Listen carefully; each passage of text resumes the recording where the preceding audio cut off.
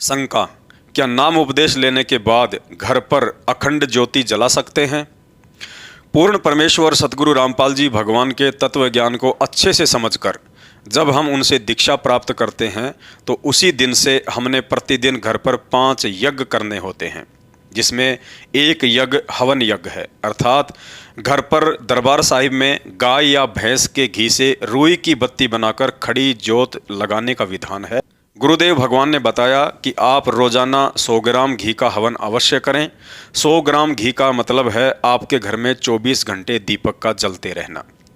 इसके अलावा आप चाहें तो किसी भी पात्र में या बड़े दीपक में आधा या 1 किलो देसी घी डालकर भी दिन रात ज्योति जला सकते हैं। यह आपकी अपनी आर्थिक स्थिति पर निर्भर करता है। अन्यथा गुरुदेव भगवान के आदेश अनुसार भगत को सुबह और शाम की आरती के समय दीपक अवश्य जलाना चाहिए। रही बात अखंड ज्योति जलाने की, तो गुरुदेव भगवान ने बताया कि अखंड ज्योति 2 प्रकार की होती है। एक अखंड ज्योति का मतलब होता है सहज अखंड ज्योति। आपने दीपक में 100 ग्राम, आधा किलो या 1 किलो गाय या भैंस का देसी घी डाल देना है। 1 या 2 दिन बाद जब दीपक में थोड़ा सा घी शेष रह जाए तो उसमें फिर से घी डाल दीजिए। सप्ताह भर में एक बार दीपक को साफ करते समय या रुई की बत्ती चेंज करते समय दीपक को बुझा दीजिए।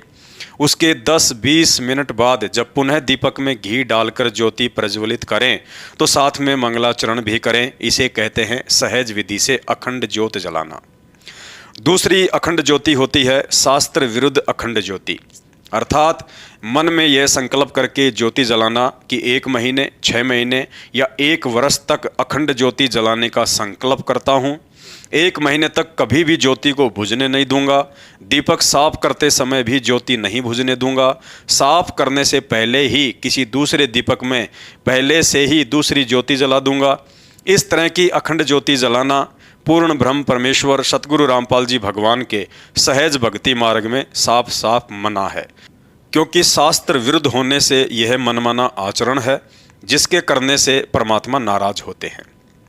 क्योंकि 21 ब्रह्मांड में गुरुदेव भगवान व उनके मंत्रों के अलावा सब कुछ खंड होने वाला है, अखंड कुछ भी नहीं है।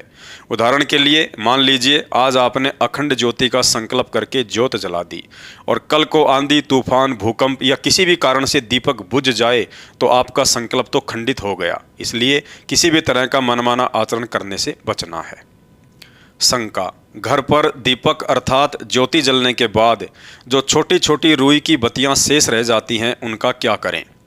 परम पूज्य सतगुरु रामपाल जी भगवान से उपदेश प्राप्त करने के उपरांत प्रत्येक भगत भाई बहन को अपने घर पर ही रोजाना हवन यज्ञ करनी होती है। अर्थात घर पर दरबार लगाकर इष्ट रूप में पूजे अपने गुरुदेव भगवान के स्वरूप के सामने गाय या भैंस के घी से रुई की खड़ी बत्ती बनाकर दीपक जलाना होता है तथा परिवार के सभी उपदेशी भक्तों ने अपने अपने हाथों से प्रतिदिन उस दीपक में थोड़ा थोड़ा घी डालना होता है, जिसे हवन यज्ञ कहते हैं। लगातार जलते रहने के कारण 2-4 दिन में जब रुई की बत्ती छोटी हो जाती है या सप्ताह भर में एक बार दीपक साफ करते समय उन बत्तियों को बदलना पड़ता है तो उन सभी जली हुई छोटी छोटी बत्तियों को अलग से एक डिब्बे में जमा करते रहें। जब डिब्बा भर जाए तो किसी भी बड़े पात्र में रखकर या साफ जगह पर जमीन पर रखकर उन्हें अग्नि में सवा कर दें। सवा होने के बाद जो राख बचती है उसे किसी नदी या नहर के बहते हुए पानी में जल प्रवाह कर दें या जमीन में गड्ढा खोदकर दबा दें। कहने का तात्पर्य है उस राख को कहीं भी फेंक कर अनादर नहीं करना है।